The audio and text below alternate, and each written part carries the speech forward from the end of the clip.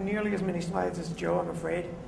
I'm going to talk about the situation in the world today, especially with regard to the situation in the hacker world and the things that relate to our community. I could talk about that for an hour, no problem, but it would be very dry, and it would also be, given the state of the world as it is, it'd be very depressing.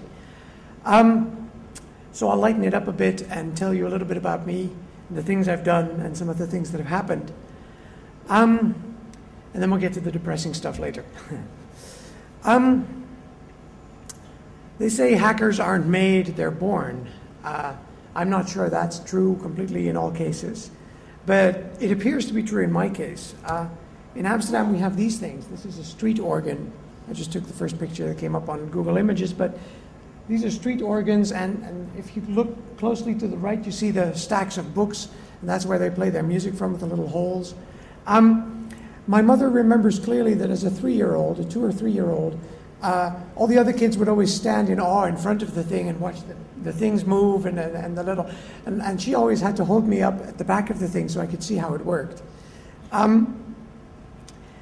Then at age 11, I built a radio transmitter so we could play cassette music and talk on the radio, and the entire village could hear us on a number of different frequencies all over the FM band, continuously differing frequencies, somewhere between the police and the air band, if we were lucky, mostly depending on the temperature of the transmitter, but we had fun.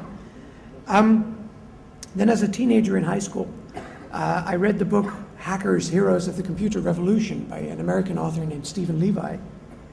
And in that book, he describes the early hackers at MIT and in the Bay Area. It was about people building and programming the first computers. And it was about people making computers accessible to the public, the first home computers. No, it's okay. I turned it off. I didn't. Otherwise, I talk and all these people keep looking at the street organ all the time. It's like everybody mesmerized by the street organ.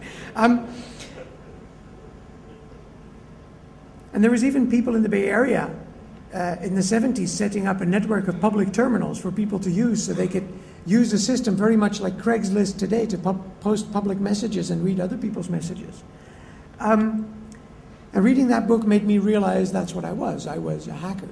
This is what I was called.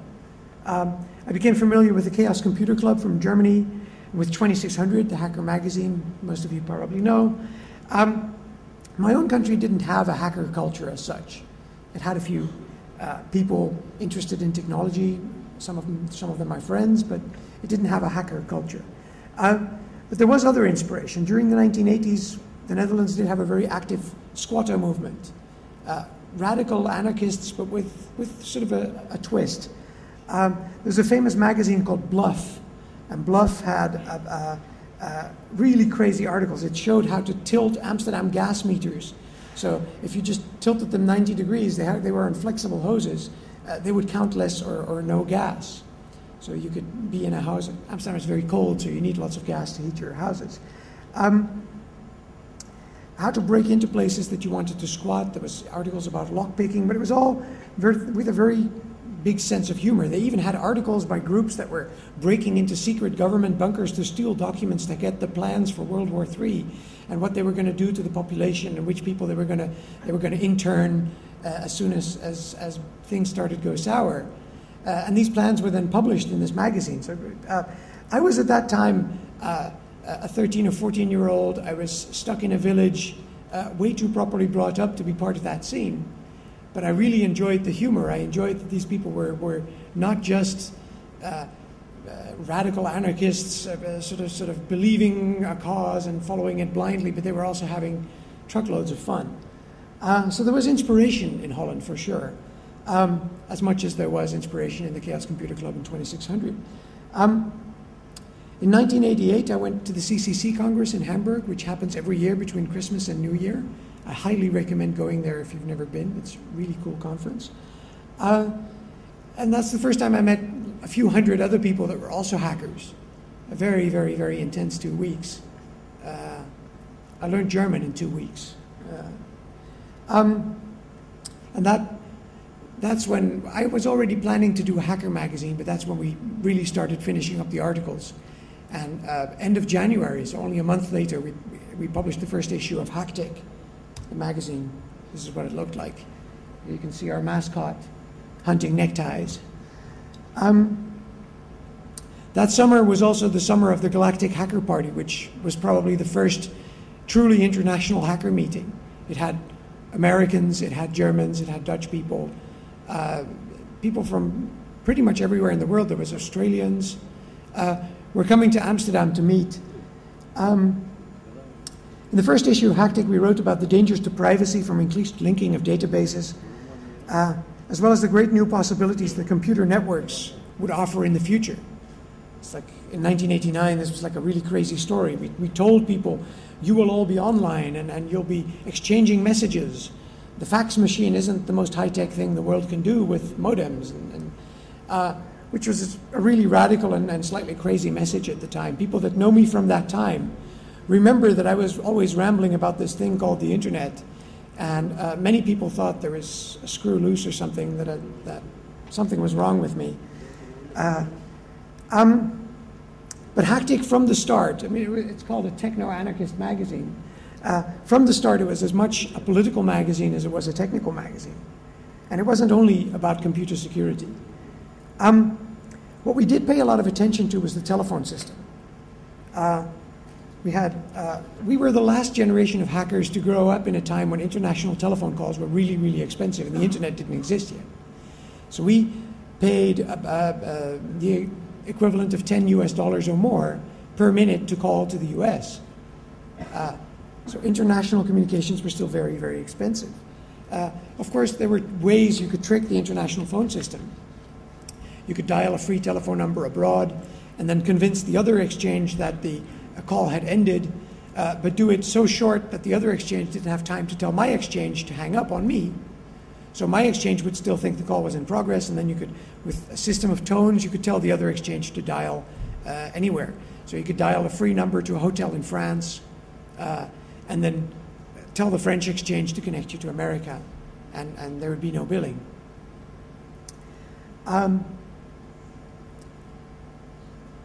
During that time, we used that a lot. We had a spare line, and sometimes our favorite radio station was WUSB, and WUSB unfortunately was an FM station in New York, so we couldn't get it.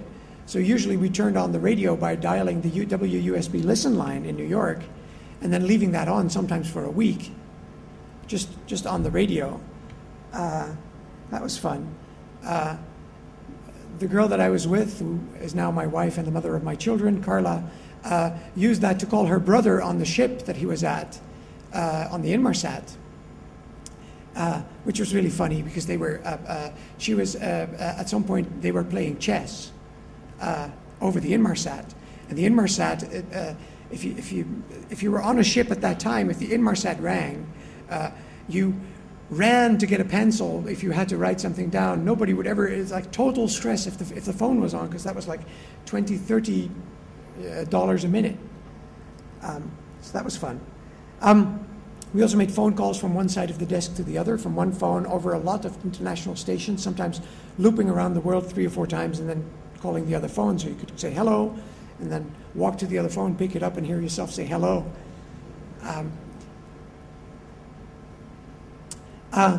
I was with Carla, I was in Russia in 90 during the coup against Gorbachev.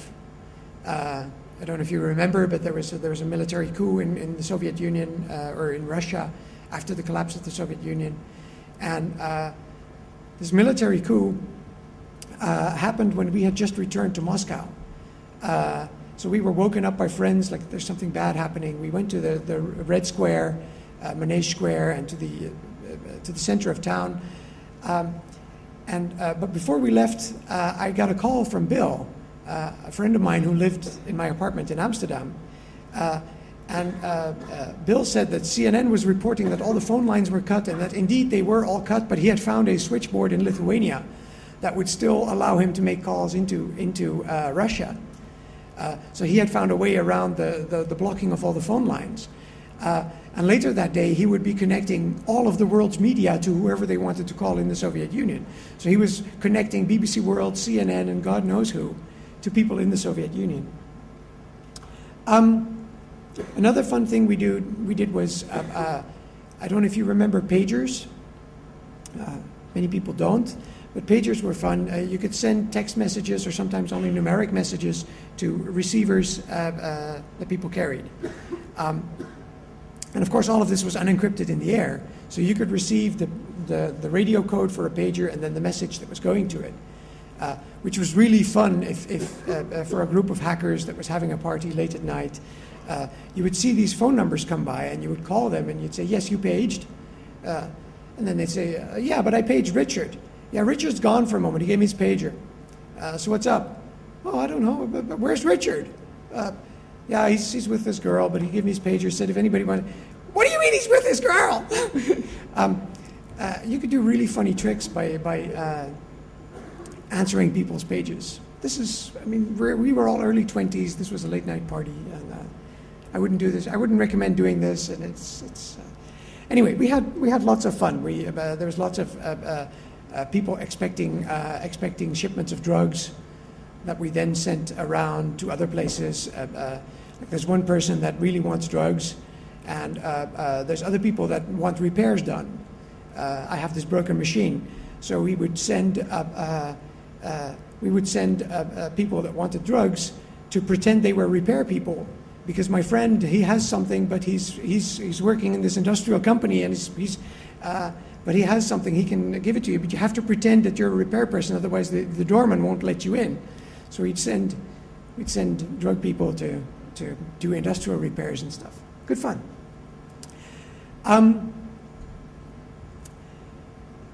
There was a funny episode in the history of Hacktech where we had 3 or 4 phone lines. One of them was doing the early Access for All mail exchange, the UUCP mail exchange.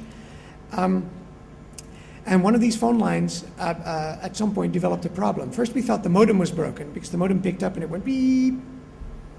And we thought, well, this modem's broken. So we replaced the modem, and it was giving this crazy weeping sound even before it started dialing. And then we figured out that it was on the phone line. We had a bud set, a test set. We listened to the phone line, and it had this noise on it, the 3,000 hertz beep, as we later determined. A perfect 3,000 hertz sine wave that was even there when the phone line was on the hook.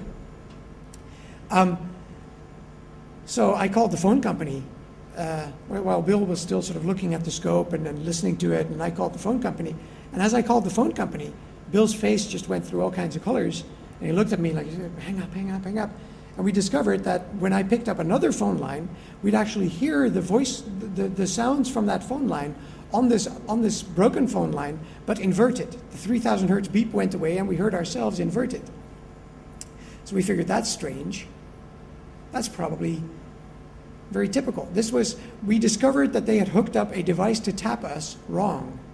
This device normally has a line that they intercept, they hook up to the input, and then the output is sent to wherever they record the calls, but the output is scrambled, a technique where you invert a voice with a 3,000 hertz tone, so you can't make up what's happening, at least not with casual interception.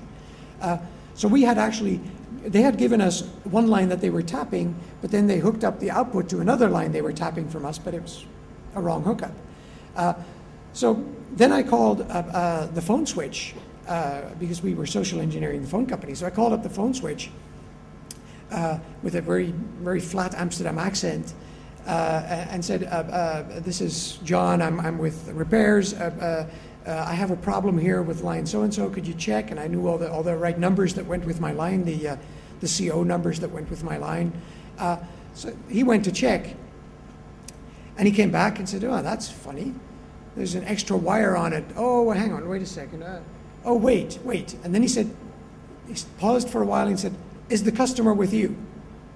I said, no, he's gone. He's left me alone here. Okay, it's going into this special room, right to the right of the door. I said, uh-huh. And I said, so what do we do now? He said, I don't know. They probably did something wrong. Shall I just unhook the wires? I said, yeah, that's probably good.